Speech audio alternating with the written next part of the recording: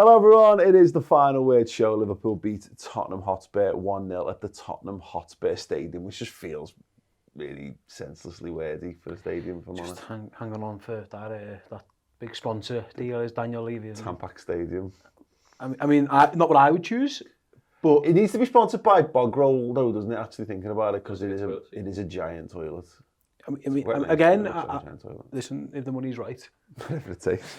Right, we're going to dive into this game and the fact that Liverpool have had the best ever start to a top flight season by anyone ever in a moment. But we are brought to you in association with us on our fantastic website, theredmentv.com. We've got a great subscription service where you can get amazing additional content to the free stuff we put out on YouTube. And it's completely free for the first month. We've got exclusive interviews with the likes of Jurgen Klopp, Alex Oxlade-Chamberlain, Jordan Henderson together, Lucas Leiva over in his Rome home, and loads of in-depth content each and every week throughout the season and beyond as well. theredmentv.com, sign up and get involved. So, Steve, I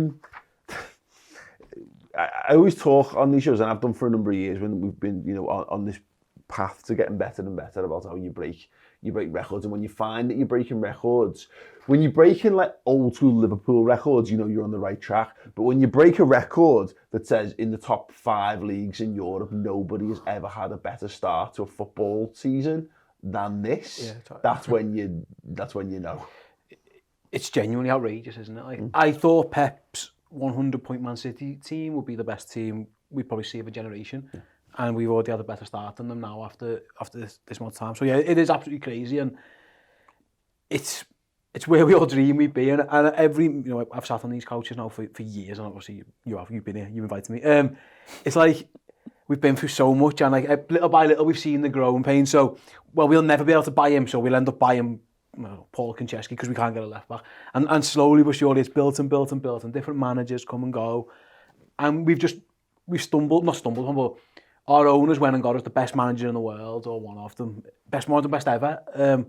And he's created this, and it's just absolutely unbelievable. And I think at times, I always think, are we playing more to the sum of our parts, or are these just like all world-class players? And it's probably a little tiny combination of the two, isn't it? In that you can't say every single one of the 18 is a world-class player, but every single game we are so difficult to beat. It's unreal. I've been thinking about this, about how, because when you're in the midst of something that's brilliant, you think it's gonna go forever. And just as a flight of fancy, I was kind of thinking, how do you stop this? And what happens? Because football, you get a couple of seasons of something being it, and then someone develops a counter method, and then someone develops an even more creative method. And the only way that you can better what Liverpool are doing right now is where we use utility players a lot.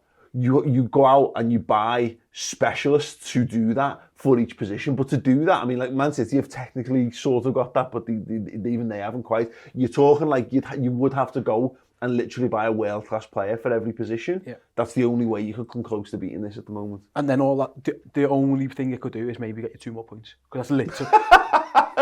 that's the bar, isn't it? We've dropped 2 points. We drew 1 game away at Manchester United, a game where we played absolute garbage, and we still managed to sneak away. Well, we still managed to grab a point off them. So it's extraordinary. And part of me is thinking, I know this might sound really, really stupid, like, what's next? Like, if we do this and we're doing this now, I don't even think this team's playing at 100%. I think there are places and there are times when it can get better. Yeah.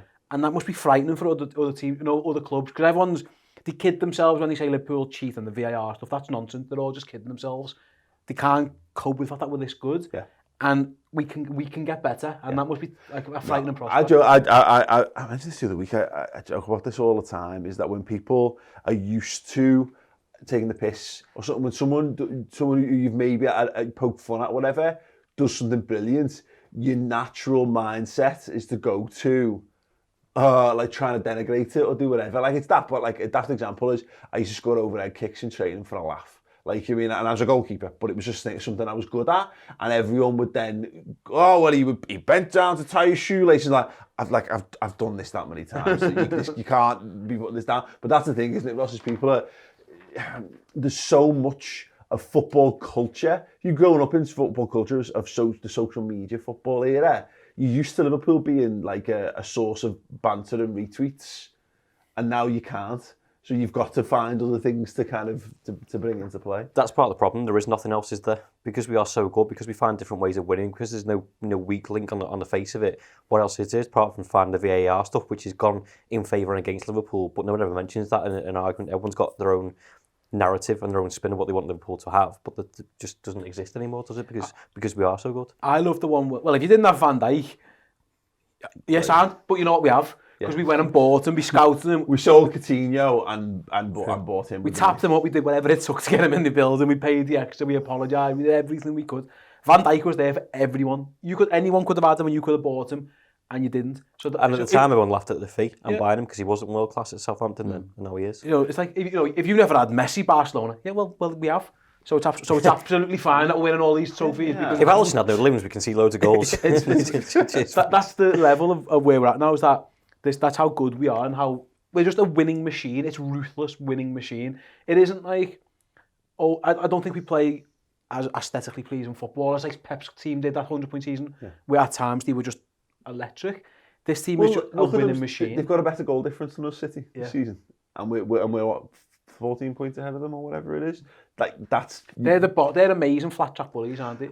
It's funny because I'm writing this season's book at the moment, Ben, and the machine was the word I used. I was kind of trying to describe that game, and it was a proper roller coaster. They had chances to win it, clear cut chances to well, not just to win it, certainly to draw level, and so you could say it's a roller coaster. Well, you could say it's mad and it's up and down. Last season was like it felt wild. It felt like it was completely out of control. It was like, it was just insane. It was very hard to mentally and physically cope with. This has got that excitement, but the ups and downs feel a lot flatter, and it feels under a lot more control. It feels more like we're on a roller coaster ride, which is thrilling, and it's got all the excitement. But if you really, it's going to be okay. Yeah. At the end, I think that's the thing that I've never been so.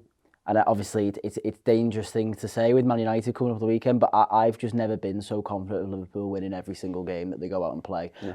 We went away to a Jose Mourinho side on Saturday, and I had going into the game, I just fancied us to win, and it's just that complete confidence, and just going back to that conversation that you were just having. I think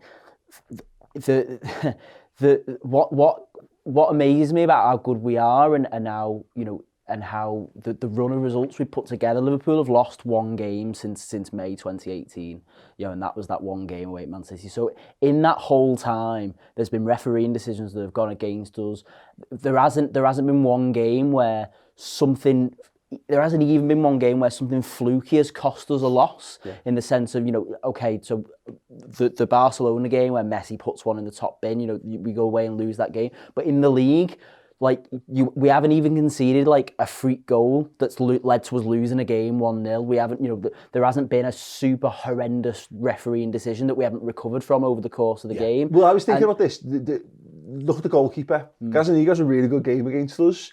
And he is, and he's had it before, he's that type of goalkeeper that we lament, who is the backup goalkeeper who comes in and he makes a load of big saves, and you're going, oh my God, and he was the reason why you didn't win. Yeah, we've not had one of those days in all that time. And fans, going about VAR and all that, Liverpool are just, no matter what's put in front of them, capable of overcoming it.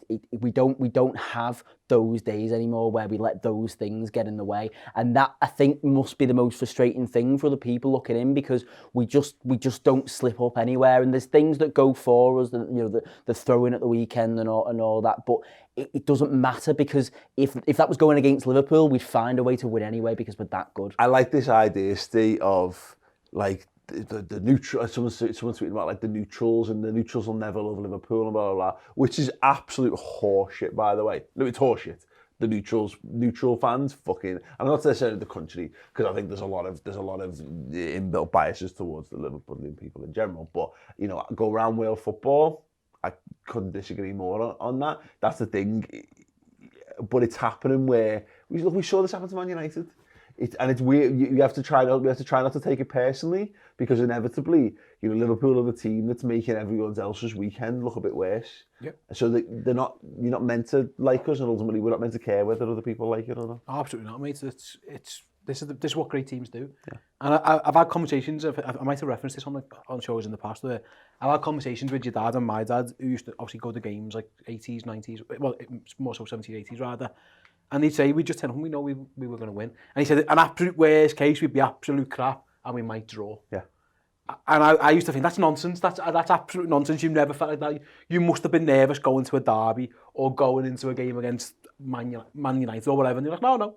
If we'd lost, it was like a super shock. If we conceded a goal, I remember this notion of you'd laugh when Liverpool conceded a goal because you knew you'd just round them up and they'd just go and score enough to win the game. I always thought that's just nonsense. That's just our fella speak. Like I'm a dad now, and I sometimes slip into our fella speak, and I've got a feeling like in 10 years' time I'm going to be talking to my lads.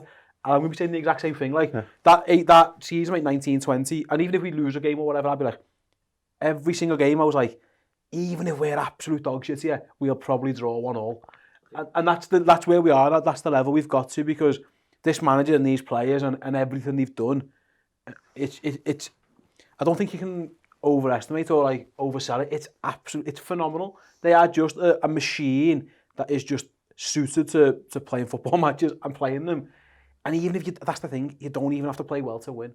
We lambasted this team for years under Klopp. We had to play well or we were knackered. Now we can win and be a bit naff. It's a point actually I was referencing yesterday. Me and Chris were in a taxi back from the station. I was chatting to the taxi driver about it, Ross, and it goes back to the interview I did with Klopp 2 summers ago, and he talked about needing to raise Liverpool's level because the side that lost in Kiev needed to be at its very best to win football matches. Everyone needed to be at 8s, 9s and 10s out of 10, and you had to have your best players on the pitch and they had to be flat out and they had to work the bollocks off for 90 minutes to get the wins. But Real Madrid didn't. Real Madrid could be at a 7 out of 10 and beat you. And he said that was his mission, was to get to a point where we could win games at 7 out of 10. And that's what happened. You can look at that game yesterday, and we'll come on to some individual performances, but I thought Gini Wijnaldum was magnificent, but was it one of the all-time, was it a 10 out of 10 performance? No, because he still made, no, but I don't think there was any 10 out of 10 performances on the pitch for us. People might argue, by the way, and that's fine. But that's the point, is that we didn't need to be at our very best to go and get a win. And against, by my reckoning, that was our second most difficult game left for the rest of the season, and we've got to pick 3 points up there. It's just a sign of where we're at now, isn't it? Of that's years in the making of getting the mentality of the players like that, but also off the back of what Steve and Ben have both just said. I think that the mentality of the fans has changed as well, because I think you're always got. I think people weren't comfortable with being confident going into games like Tottenham before, because 2 seasons ago we lost 4-1 because Dejan lost his head. But the progression from that and the way that we react to stuff, I think that's the most important thing, isn't it? You talk about Kiev.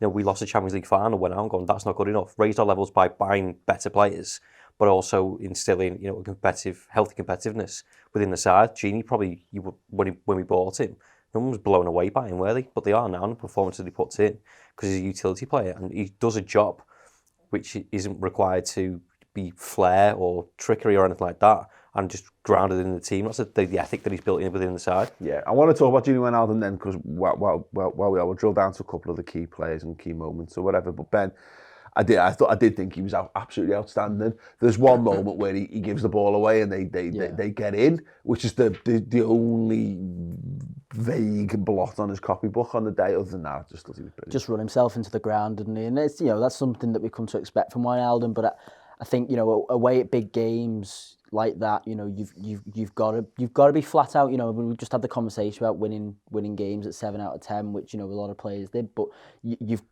can't let your effort level drop below a 10, and none in the midfield did, because I didn't think Henderson had a particularly good game, but again just didn't stop running. And I think that this is the thing: the work rate of the players in midfield is what won us the ball a lot of the time, and probably what won us that game. There were moments where a lot of players had sloppy moments and gave the ball away. And obviously, you've mentioned that point. I think it's the one where Son goes in and he puts over the bar, and it could have cost us. But again, why not? He's so strong he, on the ball, There are shielding the ball, games- releasing the ball at the right time. He's brilliant. There are games when you need to be flat track bullies, and I think Genie comes alive in the other games because I don't think ultimately he doesn't have enough end product. We know he's got it because we see it for the Dutch national team every single time he goes away.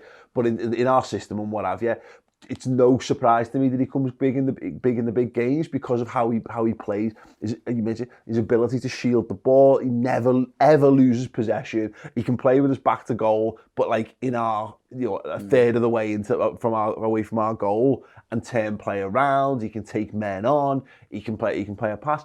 He's in those games you need. Midfield wins games of football against the best teams, and it's no shock in any way, shape, or form. The Klopp absolutely loves him in those And it helps. It helped us a little bit that they don't.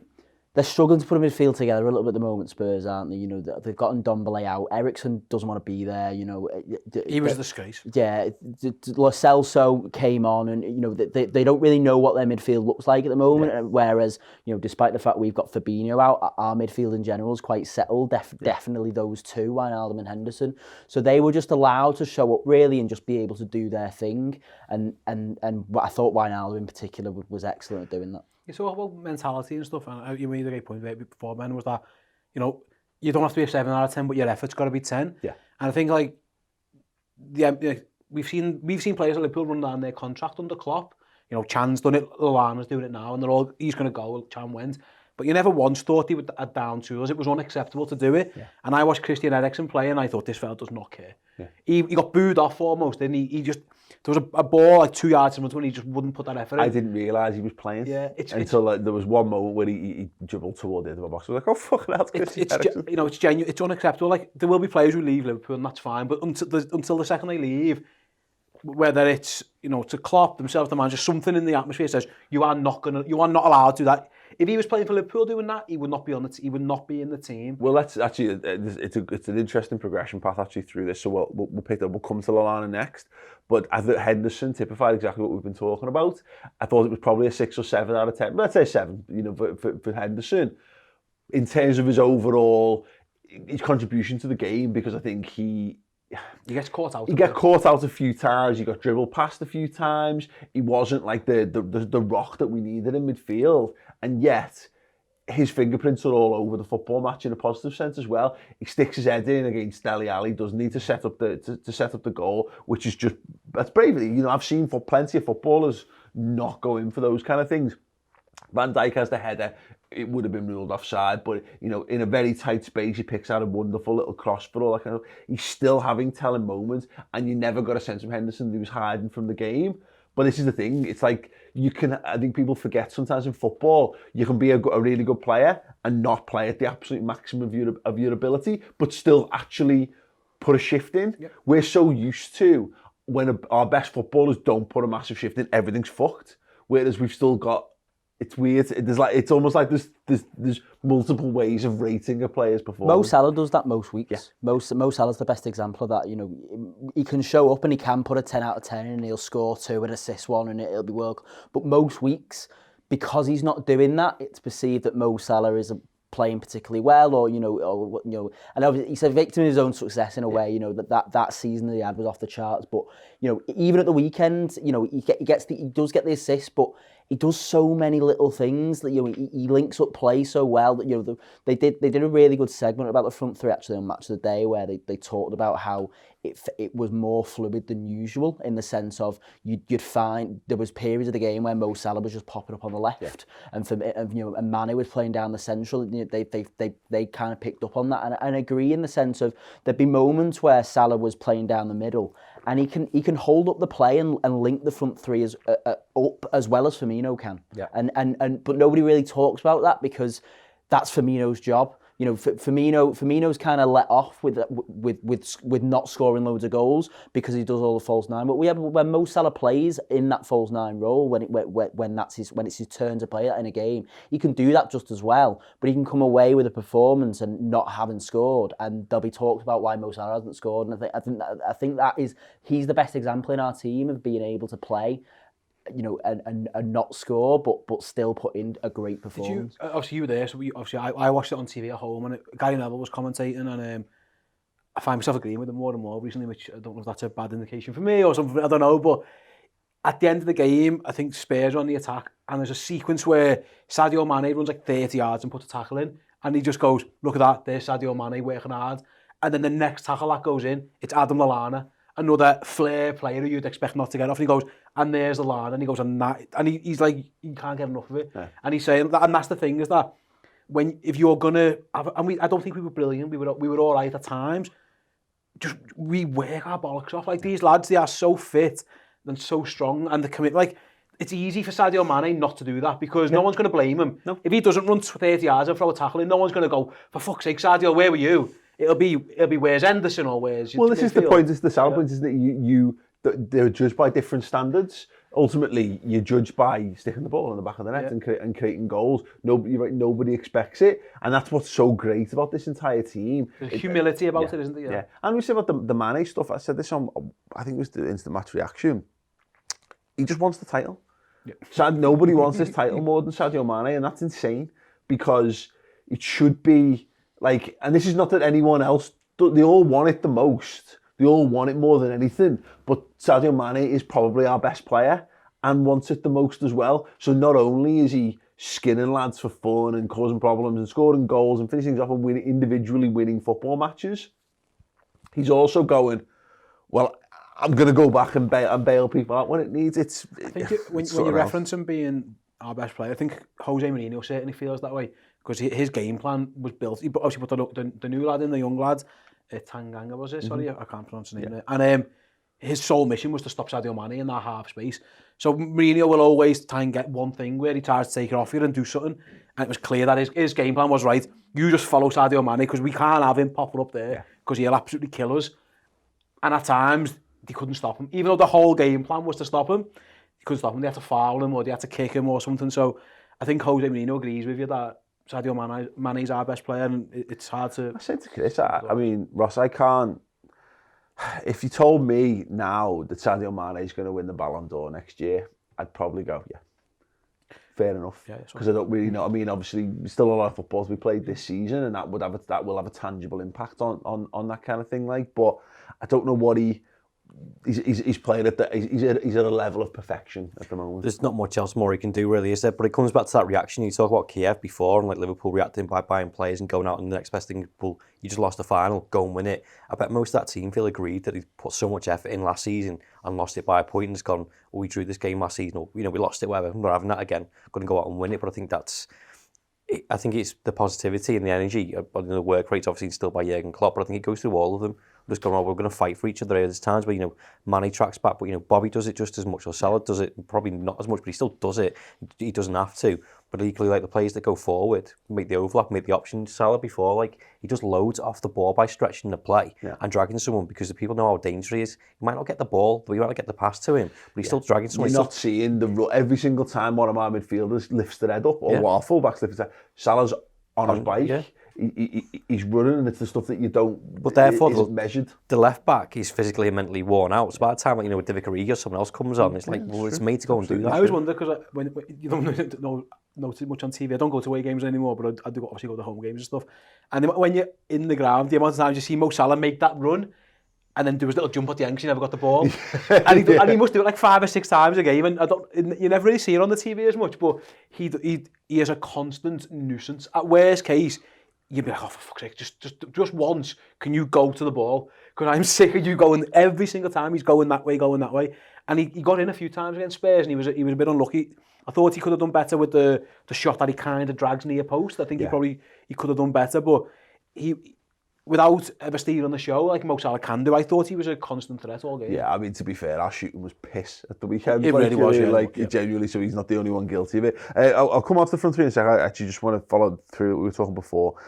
The Lallana thing, Ross, he was the perfect substitute, and he's becoming this. He's just wonderful, isn't he? No one's going to sit here and say Adam Lallana is a nailed-on first-team starter for Liverpool. But he is, for me, the shine, and like James Milner and one or two others as well, he's the shining example of how good our squad is. And I said it before, if he was from the Czech Republic or he was Spanish, if he was just Santi Cazorla instead, and he did all those things, there would be, he would be an absolute cult hero. There would be, like the way Divock Origi's loved, there'd be billboards and there'd loads of his shirt, his name would be on the back of everyone's shirt. It's just, for some reason, he's not a very sexy player in that way, but he's just brilliant. He's so good on the ball. He's so composed. He brought a dimension to our team that we desperately needed with the time that he came on. I think he comes with baggage for a lot of fans. I think because of his injuries, because of his form, probably, I think people are quick to write him off, but I think it's a testament to him, the fact that his mentality and his thing have just gone, actually, I'm going to prove he's all wrong and come back in. I've got no qualms if his name's on the starting team sheet. There's the other people I prefer in there, don't get me wrong, but if he's in there now, I think he's shown 4 or 5 weeks or, in the World Club Cup that he's sound, he's got that back, he's got his energy back. I think he came out and Klopp said, he's fit now, which was his biggest challenge. I think you still have times where you think, right, he's playing a game, he'll be injured now for 3 weeks, but, touch wood, he's been fine for 4 or 5 weeks. So he brings something else, he brings that, he's playing like he was in, 15, 16, when he was Klopp's favourite player, bringing that energy and that press, because he was the best player that we had in that season, probably. And I think people just think, well, because of the past 2 seasons, he's been injured.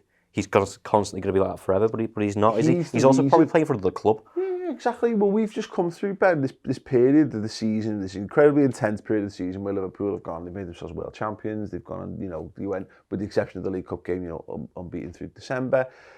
And this is the period, the part of the season where we normally fall apart, whether it's fitness, injuries and all that kind of stuff. Well, we did.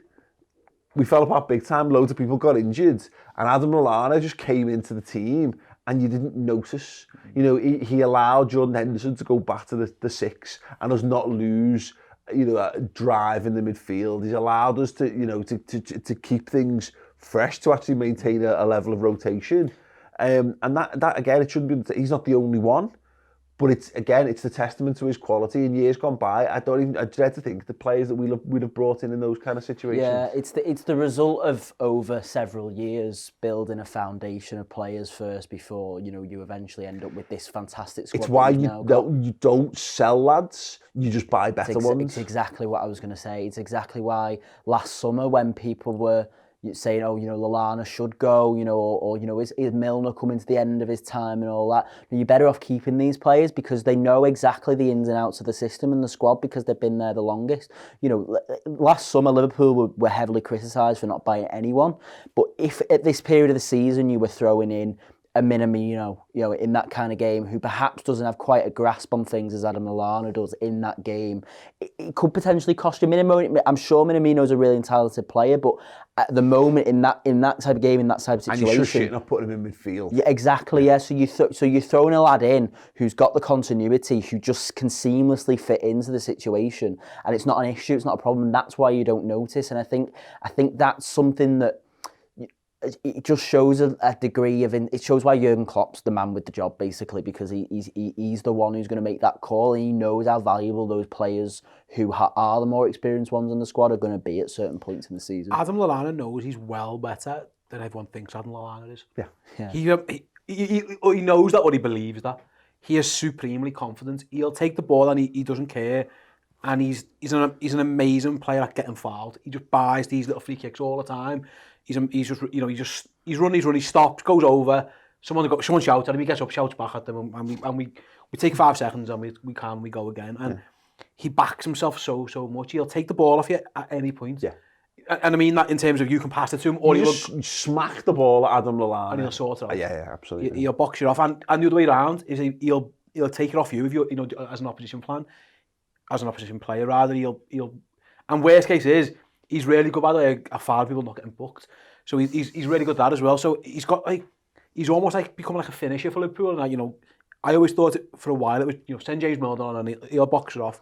And Klopp still does that, to be fair. Obviously he can't now with Milner being injured. It looks like he's gone to Lallana and said, "There's no way I'm playing Chamberlain for 90. That was just never going to happen." He knew in his head one of his 3 subs was Lallana comes on for Chamberlain.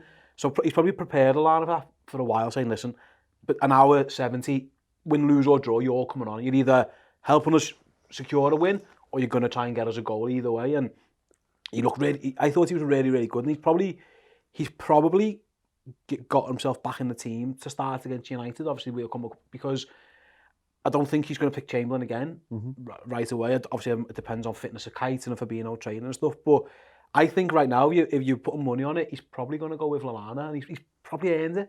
I think the best thing about Lallana is we don't rely on him anymore. So 2 seasons ago, we had Gini, Hendo, Milner, and they were running into the ground. Like, who else have we got? Well, Lallana, great, he's injured again. Whereas now he's being managed properly. So you can pick and choose. Like he said, I can use him for here and plug a gap and give someone else rest and bring Chamberlain back into the fold and stuff like that. I think it's the best thing about. He's a squad player now, isn't he? But I think he knows that. But he's playing like there's no tomorrow, which I think is the way. Which is the way. And you're right. It's about this down and tools thing. You would be forgiven because, like, you know, look. I think Sturridge was often accused of this, you know, of like thinking, well, hang on, I've got to get up and, you know, like we all do in 5-a-side, you don't go for that hefty tackle because you got to get up and go to work the next morning, you know, and he often felt like that. Well, I've got to get up and be able to play again tomorrow. It's like no, just play like there's no tomorrow, and just the rest will sort itself out. And Lallana is doing that. You would be forgiven for going, well, this is my last hurrah. I'll just kind of kick around. I'm gonna get a winner's medal. I'm gonna do this and that. But he wants. And then maybe it's because he thinks he's got another season, and maybe he's looking at Milner's contract and thinking, I'll have one of them. I think Liverpool have offered them one, haven't they? So, you know, it's... You just don't know, do you? It's probably the best comeback since Shaqiri's hairline. It's just, all of a sudden, he was away for a while, now he's back, and it's just there. Comes on the pitch. He knows that everyone's thinking, that's not real. Shaq comes on for 5 and all everyone's thinking is, hang on. I got a minute, no way. Absolutely. Fair play to him, I could do one of those if I had this money. Just do it. It's only funny for a bit and then it just becomes the norm. We've decided you can get away with anything in the world these days. If you can last 2 weeks, the story moves on and it's just the reality all of a sudden. I'm not there with Shaq yet, I'll be honest. It's the first thing I notice is that... Yeah, but that's like... hair envy. Yeah, 100%. Yeah. I want to talk about Bobby Firmino, and I want to talk just briefly then about Virgil van Dijk because he's just brilliant, Ben. But the slide that he puts in, that's like 2 and 3 games where he's been forced to go to ground. I just fucking love it. Like Spurs, there's just something about it where Liverpool cock up, so Gomez and Trent get kind of caught, and it opens up a massive opportunity. Gomez is killing himself to get back in. Trent gets himself set very quickly. Brilliant. Virgil just strolls over and you're thinking, hang on a second.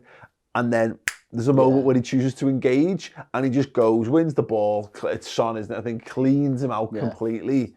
Dele Alli, sorry. And it's just this is it. He makes a decision in his head and he goes, all right, I'll do it. You know what I mean? He comes over and he comes in, he makes a tackle, and I think the move ends with Alisson making a decent save as well from Aurier. So, you know, it's not like he completely sorts it out, but, you know, there's a mix-up, isn't there, between Gomez and Trent, and it falls quite nicely for Dele Alli. There's a nice little bit of space for him to run into. You know, he's bearing down on goal, and you can see you know what's going to happen before. Dele Alli probably knows what's going to happen before it even happens. You know, he's coming in, and there's just no. It's a confidence. You were talking at the beginning of the show about the confidence in the team. There's just a confidence at the moment in every player that they're not going to fuck up. Yeah. You know, if Van Dijk makes a tackle there, he's winning the ball, and he's taking everything, and it's not going to be a goal. To score against Liverpool at the moment, it has to be a moment of supreme quality rather than our defence being a bit lacklustre. You know, the low Celso chance later on, that's a moment of real quality from Aurier to put that ball into the box. You can't defend that ball, and it should be a goal. That's how you score. But chances like that where you run in at our defence and our defence has the opportunity to defend, you're going to back us every single time. Well, we're asking to beat Liverpool at the moment, you're right. You're asking for you to string together some moments of perfection. You know, like it's got to be, because it's not just one perfect cross. You've then got to be in the right spot. On it, you've got to stick the ball in the back of the net, and that's absolutely sound. I was scared when he went for that slide. I thought he was for a second. I thought, hang on, he's going to clean him out here. And to be fair, he did clean him out. He just happened to get the ball first, but it's almost like he hates doing it. Yeah. It's like someone who's really good at doing something. Like I imagine it's like if Tom Jones and someone asks him to sing "It's Not Unusual," he's like, for fuck's sake. Honestly, I'm really good at that. I know I am, but I don't want to do that no more. Can I do something else? No. You used to have it working behind a bar when you'd be dead busy, and you'd ring the manager, and the manager would have to come down from his flat where he's just sat watching the telly. Oh, fuck's sake! Comes down. But then you go realise they've been doing this job for that long. You know, everything's sorted in 3 seconds, and then and then like the door shuts, and they've gone back up to the flat, and everything's sorted. And you're like, oh, great, yeah. Should do that more often. Yeah, definitely. No, he's Bill. 2 more big points then. Bobby Firmino today. I think that was we got to give him a week off. We did. And I think it's tangible how much better an all-round footballer he looked for not being dead on his feet. I think he had that spell in December, didn't he, where he was really starting to look leggy, everything wasn't working for him. And he looked like a world-class centre-forward at times during that game. He really did, and he's got his goal-scoring form back, hasn't he? Away from home, rather oddly. Yeah. Just forget what's going on around field, don't need to do that. I'll just box these off every time we go away. He almost scores with the clearance off the line. He done quite well there. It was actually good defending. That goal's outrageous how good it is. I thought that young lad, again, Tanganga, sorry, I thought he had a genuinely good game. He got absolutely sold down the river. Yeah. And it was kind of like, it was just a body shape movement of Firmino that just absolutely, and he doesn't even go like a yard away. He just flies across the screen when you watch. It's like just keeps going away. It's like, he's really done him. It was just a piece of genius, and it looks really, really simple, and it's not. He doesn't even look at the goal. He just knows where it is. As soon as that ball comes across, instinctively he just sends that lad for the echo, and he's probably still going for it, and then just absolutely he's in the goal. It's like, he fancies scoring against Tottenham. He's got a thing where he likes playing against Spurs. He's done well against them recently, and he scored a few goals. Like, I saw Sergio Aguero scored a hat-trick yesterday, and I keep thinking, like, who would I rather have? And part of me's thinking, well, the lad who scores hat-tricks would be really, really useful to have. Yeah. But then the other part of me's thinking, like, I don't really know. I'd have this fella. I think I'd go for Firmino, based upon the team we've got, because other people can chip in with the goals. He's unbelievable how good he is. And he was at it again all game. He was a constant nuisance for them. You know, they had Harry Winks playing as like a makeshift DM type playmaker, didn't they? And that's a mismatch. Firmino's going to drop in there every time and sort that gap out. So he's back to almost levels where he was. I think in December he looked knackered. He genuinely looked knackered. It's the physical stuff that is it, Ross, is that, you know, he's still got it. He's always had it. But I think if you to do the dirty work and the dropping deep and the creativity stuff, and then still have not just the energy to get back into the positions, you know, to finish things off, but then to have the physical and mental sharpness to then be able to finish. We saw it time and time again. It's why, like, those lung busting runs, when you have like a left back who marauds forward, you don't get many of them who score those when you run the length of the pitch and score, because you're just fucking knackered by the time you get there. To then have the ability to score past a Premier League goalkeeper is a difficult thing to do. And it was, the 2 great examples of it are the one in the build up in the first few minutes, where he does like the crisscross thing, cuts it onto his left foot and has the shot. That body movement is a movement of a fella who's fit and firing and in the peak. And then the way he swerves for the goal as well. He just looked back to his level again. It's probably a testament to how good he was when he was knackered, to be honest with you, because like the levels that he was doing there and still producing, still putting a shift in, like you say, but I think you can tell he was well rested. I think there's the times in that game where it wasn't back to his very best, but you could tell like he was dropping the shoulder, he was coming deep and picking pockets of space and taking the piss a little bit, I think, at times, and kind of just running around, rings around people. But also his link-up play, I think you mentioned the tactics before, having the freedom of kind of going wherever he wanted to. There was a bit where I think he linked up with Mo Salah. It's a good little piece of play, and I think he sets up Mane, who volleys it and he goes over the bar and stuff like that. But I think to have these energy levels back there is required to play to his style. I think he needs a rest. But I think between now and the end of the season, I think he can maintain those levels, because I think December was just, 9 games or something? It's just ridiculous. Well, yeah, even though we've got a heavier January than most, there's still been a couple of good opportunities. Well, a couple of weeks with one game a week makes a big difference. And obviously, you know, he didn't play in the cup against Everton. He's not going to play in the cup against Shrewsbury or Bristol or whoever we end up playing.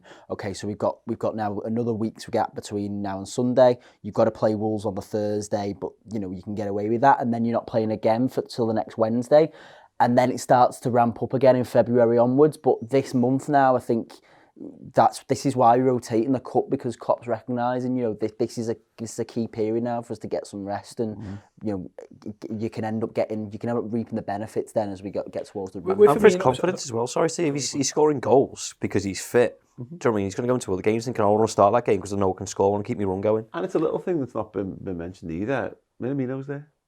And all of a sudden, he's got this lad in training who's first with parents for the club, Bobby Firmino's position.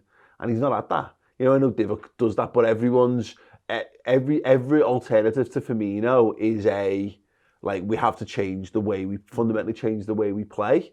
Maybe it's just another, you know, even if it's only a fraction of a percentage, it's just like, well, I can't take my eyes off the ball here. And bear in mind... You can. Well, yeah. I'm going to have to take my eyes off the ball here.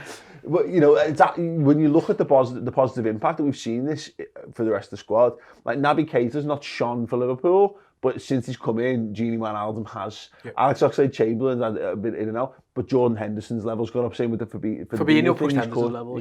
Exactly, and it might be. I think when Firmino's at his best is when you mentioned that link up before, the link on the edge of the box where Mane goes over the bar. I think that's when you know he's sharp, because too often for a while I thought he was taking the first touch and it just looked a little bit laboured, maybe just not as sharp in the mind. But when Liverpool are at the best, they're trying those slide rule passes where, you know, the overlapping runs and stuff, and he's always looking for them when he's there. He spots them early, and there's a few times when they nearly come off Spurs actually defend them all right. I think that's when you get the best of Bobby, is that Mane or Salah go that way, and he comes back and then it's just a little slide reverse. I think that I thought that would have been a whale. If Mane could have finished that, it'd have been such a good. I think it'd have been a key moment, just for the fact that all three of them. It's been a while since all three have linked up and done something like that really, really well. But I think Gary Neville posed the question, like, I think he said, every manager in the world will have him. And again, a few City fans probably took umbrage with that. And then their lad goes and... Because they take umbrage. Well, their lad becomes the greatest ever foreign player, goal scorer in the league. So it's hard to argue with Sergio Aguero. But I think for a football team to work as well as we work, it's got to be someone like him you've got to be so selfless and so selfless. He was fantastic again. Yeah, he's got a hard job when teams play two banks of four and he's right in the middle of it with his back to goal. Like, it's hard to kind of pick up the option to try to, you know, thread a needle pass or something through, or just link up the play. Like you said, I think he's got a hard job to try and be effective in that sense. 100%. The Robbo red card chat, by the way, is the biggest load of horseshit. And we talked about at the top about how people are trying to construct narratives. The first one or the second one? Yeah, which one? Why there was the two. The one, the tackle with when he wins the ball. When he wins the ball cleanly and fairly against Tanganga. And he gets a shin. And then makes contact with him. The fact that, Ben, you've got I mean, look, let's be fair. Having a verification tick isn't necessarily an indication of quality. But I always thought it would allow me to slide into like Beyonce's DMs. It doesn't. It doesn't. Yeah. But you've been verified journalists going about how and ex-pros and all this kind of stuff, taking a still image of the instant he makes contact with the guy's leg and going, how is this not a red card? Watch it. Watch the football. Yeah. He stood down. He wins the ball with his toe. Like, he's at a full stretch, he wins it with his toe, and his momentum takes him through. It's just a bit sad, isn't it? I had a very brief exchange with Louis from Chelsea Fan TV, and you know, and Louis's been on here. You know, I get on with him really well. But I said to him, you can stop any tackle. You can stop any tackle and make any key point that you want to choose, and it'll look worse. It'll look like a red card. And I think the original tweet that he put out was about how, like, Aubameyang had been sent off for Palace for a horrendous tackle earlier that day, and then they were trying to compare it to, you can stop any tackle at any point and it'll look really bad. Well, someone put a picture of Van Dijk doing the celebration. He's kicking Manny in the head. It looks like he's kicking Manny in the head. So at that point, you know, that's the point I made. And he goes, "Oh, you've got the red tinted glasses on there." And I said, "Link me the video and come back to me." And he never did. And it's just, you can see he wins the ball, and okay, you know, it's not a pretty tackle. You know, he does catch him, but he wins the ball. It's a footballing incident. That's what it is. Yeah, it's not a crunching tackle. It's not like we've seen. It's not a blood and thunder tackle. Because God knows we've grown up with them in footy. It's just, again, and it's not like it doesn't go studs up. It's we're giving it more oxygen than it deserves. Excuse me, Panny. I think the Aubameyang one being early in the day is what people are seeing. That was a shocker. He was right to go off. It was a horrendous tackle. He should have been sent off. What happens with Rob, I think, is that and I think the ref and the VAR, whoever watching it must see it this way, he gets the ball and his foot bounces on the ball, and that's what forces his foot up. He never goes in. Aubameyang goes in like fucking like this. Robbo goes in, and it's almost like he gets the ball, and then his momentum kind of takes him through, and then it does catch that on the shin. But I mean, Mourinho started saying, I thought the VAR was asleep or something, whatever he says. I can see why people are looking at that still image and going, geez, that's a bad one. Because it looks a shocker. It does, but it's not. It looks like the kind of one that's preceded with the leg snapping. Yeah. But this is why, and this is the reason I know this is because they talked about this with Aubameyang earlier in the day. When they're reviewing red card incidents, they don't slow it down. They are only allowed to watch it at full pace because they've got to take in the intensity of the challenge and all these things, all these factors. Things look worse in slow motion. At full speed, he wins the ball, and there's a bit of follow through, but that's all it is. So that's exactly why, because when you do pause at that specific moment, it can't look like the a red argument card. is if he goes in with his studs up and win the ball and then makes central contact with the guy's shin, then that is an horrendous challenge. But he does none of those things. If he went in like that, Paul, and got his heel hits the ball and then goes through, I think he should still be sent. I wouldn't want him sent off. Yeah. I think he'd be sent off for going in with the force of his studs. He got his foot flat. Yeah, and I remember Philip Degan getting sent off 4 years ago for doing something, and he jumped off the ground to get in, and it wasn't a bad tackle, but it was the action, everything about it just looked like a red card. Yeah, exactly. He looks out of control. Yeah, I think it's absolute horseshit if I'm being Robbo's got to be careful, I think, though. His reputation starting to get a little bit, and he's starting a lot of the needle, and a lot of it's funny, but at some point, like, some of it might get him in a little bit of bother. I think, especially with VAR, about, like, say, he's leaving a foot in here and there, and but the thing to remember, you're right, the VAR makes this a slightly different point, but, like, again, benchmarking ourselves against Man United. I'm all for doing that Man United team in the 90s, you would like Mark Hughes and Pallister and Bruce were just a gang of shithouses, and I don't mean in the way that, you know, like, you shithouse like you pull out of things. I mean, like, they were gnarly, they were kicking people behind the ref's back, you know, poking and punching and doing all these little things. Andy Robbo, you're right, but the danger with him is that people know that he's like that, because there's now a collection of these little incidents of him smiling and, you know, like smacking Messi on the head and all this kind of stuff that he will... You potentially enter a situation where a referee, it might get, or because what would happen now is Sky will do a feature on it, and then all of a sudden he'll get sent off because it becomes a public conscious it's like how a player like Luis Suarez used to get stonewall penalties turned down because he was diving last week, and you can become a victim of your Well, it's like how everyone's now jumping on We Hate Arsenal Fan TV because fucking TalkSport made their thing. And that's just the way it's when you make something a thing, you've got to be careful. I quite like the needle, but I think that there's a time and a place for it. The other incident we were talking about was where he carries on and follows through, and I think he kicks Alderweireld in the shin. It's like there's no need for that. If, like, you're trying to get a psychological advantage early in the game to wind someone up, or like laughing in Tom Davies' face or something, more behind that. But it's like I think you're right. Picked up Trent kicked out of Dele Alli very early on as well in the first half. A little tangle in the corner. And Dele Alli come out on top, and Trent just did like a little backflip, and we were like, ooh, shit. Yeah. But it's the knife edge of competitiveness, isn't it? Yeah, you've got to fight. You need it. Yeah. If you want to be the best, you need to have that. But it's always going to be on it. I thought he was more in danger on the... Again, no one really picked up on the Alderweireld one, in that it isn't nasty, but it's like he does catch him and he... Don't give the referee the decision or the VAR decision for it. I think and I think it's on purpose as well. I think that the I can't say this. Tell me this lad's name. Tanganga. That's an accident. I think he does. I can say Alderweireld, fine. It's fine. And you've had years of practice. Yeah, I think he doesn't. It isn't forceful, but he literally runs through. He's trying to do one of those mad Andy Robbo last minute runs to get up the pitch, and loses the ball. And he kind of like, I'll just kick you. Yeah. Little kick on the shin. A different ref probably looks at that differently. Yeah. Atkinson's a bit. Yeah, he is. He's terrible. He's absolutely fucking terrible. That's a 38 game unbeaten run on a rolling 38 game, which is another record, isn't it? In terms of what I think it's 104 points. I think 110. Jesus Christ. Yeah, you're right. That's the. That's just unreal. Yeah, as mentioned at the top, the best start. I feel like we're playing a computer game. We're about to complete it, and I'm going to have to think of something new. No, but that's it. That's the thing. You play footy manager. By the time you get to this point, your team, you've normally got the best players, and it's a point where you just West Brom are winning the Champions League. yeah, you just click and go. You just click and go. You just play it through. You're not actually making any changes. You're just playing your team through. 10 more wins, Ben.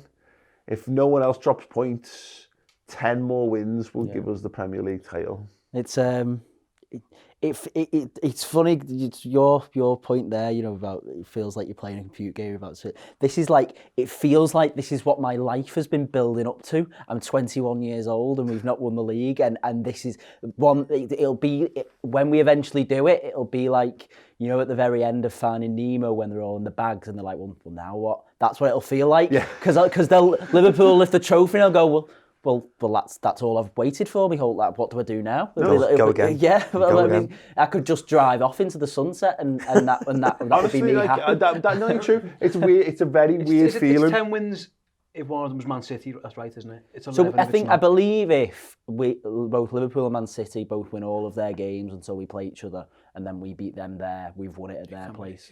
There's ways. I mean, I think Man City can still get to 98, but you say 10 wins, but one of them has to be against City. But either way, it's 11 wins, which is absolutely fine. And City aren't going to. I mean, again, they might win every game, but I still think we've this gap now. We're at a point where it's even Pep keeps saying, like, we just battered Villa 5-0. It's like, well, whatever they did, like, we're going to come second. I think he's kind of accepted that himself publicly, whether they are privately. What I love about Jurgen Klopp is, he let this slip, I think it was before after the game, he said, like, I know exactly what Pep's thinking. He's thinking, if Liverpool slip once and then we can get them to Etihad and beat them, there's a 6-point swing already, and then all of a sudden you're hoping that you get nervous and stuff. At the moment, this side just don't look like they're getting nervous. The trick for us is that, you want to get to a situation where, because I say that was our second most difficult game. We've still got Arsenal away, Everton away to play as well, in terms of like the big away games, and we've got to go to the Etihad. If you can have it won before you get to the Etihad is the thing there, and you could potentially take your most difficult tie completely out of the equation and get a guard of honour off them. Well, you've got to get through this weekend. You know, Man United at home, but following that, there is quite a favourable run in terms of okay, you're gonna go away to Wolves, but you know you'd fancy us to beat West Ham home and away. We've got them quite close together.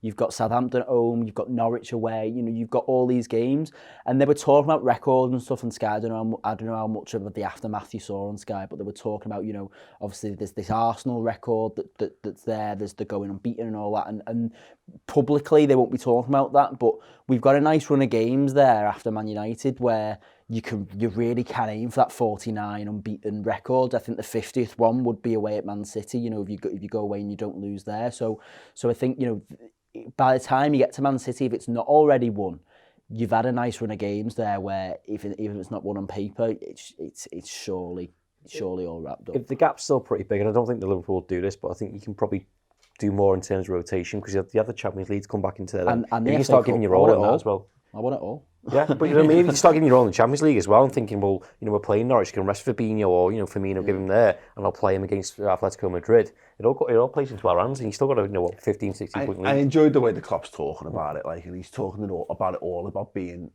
we're just putting a basis in place. And that's what this has all been so far. I was trying to say this, and last season skewed it because it felt like we were in a title race from the first kick of the ball, because we kind of were, because we knew you had to be perfect for the whole season.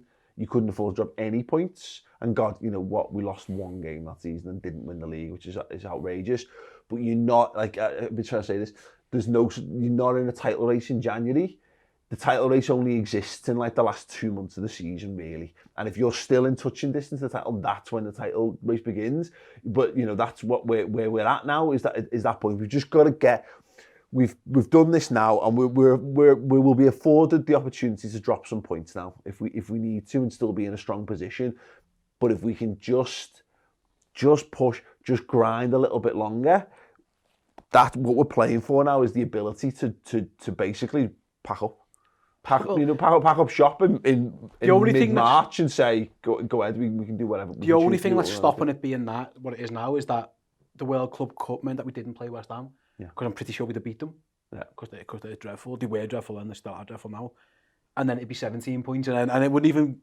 I mean, like, I don't know what there's a tangible difference between 14 and 17, but it's 14 with that game in hand. That's the thing, isn't it? That's the only thing that probably is. If Anything over 15 doubt, points, I don't know why in my head, but I know 15 points is 5 losses, and that just feels like a massive mountain to climb. We might be able to get to a point where the whole season we've been talking about, well, eventually Man City will begin to focus on the Champions League because, they'll be so far out of it. But we're going to get to a point where actually we're going to be able to focus on the Champions League as well, at the other end of the spectrum. That's the point, is that we've Man United, if we get through Man United and we manage to pick the 3 points up, which is still a big ask. Everton, Spurs, United, that's a tough little run of games. I know one of them was in the cup, all told. Then you mentioned before, Wolves away, West Ham away, is in the space of 7 days is a tricky, in its own ways. Southampton, Norwich, the first Atletico game, West Ham, Watford, Bournemouth, Atletico game, Everton away. They've got Real Madrid in that little spell, but they've also got a couple of other big games as well. Yeah, exactly. Like and that's the point. If you're right, if we can just keep that a healthy gap, whether it's 14 or the full 17 or it's 10 or whatever, provided you can maintain that healthy gap just up until that Champions League stuff, I think you're right. I think that's psychologically when the battle starts to be won. They're going to have to pour all their efforts and attention into that match, because that's the biggest Champions League game they'll ever play. We know that they can do an unbeaten end, because they've done it. They did last. It was 18 games they won on the run. If they win this next 16 on the run, and that gets them to 98 points, which they are more than capable of doing. I don't think anyone should underestimate that.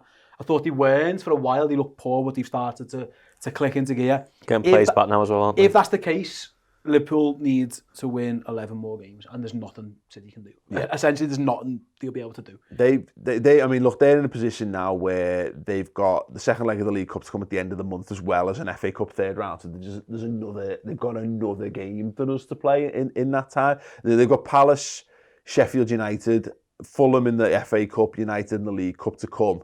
Then in February, this is where it gets tasty. They've got Spurs away, West Ham home, Leicester away, Real Madrid away is February, with potentially a League Cup final, I think, chucked into that somewhere. Will be there, yeah. Following Real Madrid, first leg, they've got Arsenal, then United, Burnley, then Real Madrid again, then Chelsea. I mean, and then us. You're right, they could go unbeaten, and that could be the big catalyst that kicks it off. But I would much rather have what we've got than what they've got, provided we don't do anything stupid in the build up to the Atletico It's weird, because if they got 98 points last year, didn't they? Mm-hmm. That's what I'm obviously 97. That's what they're on for now. They can do the exact same thing now. The difference was last year we couldn't, because we already had a few slip ups and we went on a few draws, and they were neck and neck with us. So they actually were on the exact same end of the run. What we've done this by getting to where we are now, we've almost cushioned ourselves a little bit from that run. Like, they have to be perfect yet again. They almost weren't. It took Vinny Company scoring one from the car park, and Ian Acho missing one on purpose or whatever. It took all that to happen for them to get there. They have to do that again, knowing quite well that even if they do that, it's not enough. Well, that's the point, and we've said this from the start. Is you're psychologically in their head. Where now, they went and beat Villa 6-1. And what? What was the point? But I'm like, seriously. That's what we need to make it, don't we? What's the point? What's the point of beating Villa 6-1? Like, the goal difference is great, and I could be sat here in 5 months' time, 4 months' time, whatever, looking like a knobhead. It's the internet for you. But if they're going flat out of the win, it makes no difference. It's about points at this point.